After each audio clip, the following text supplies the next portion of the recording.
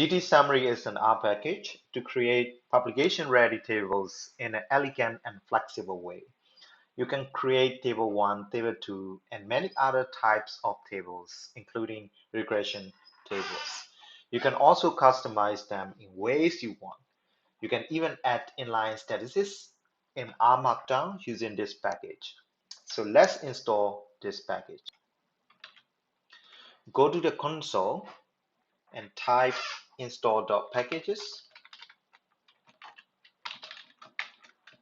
and put a quotation and type gtsummary and press enter.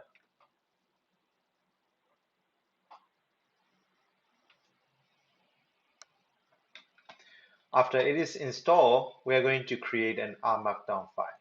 To do that, move your cursor here, click, and choose Rmarkdown. We're going to choose the option Word and click OK.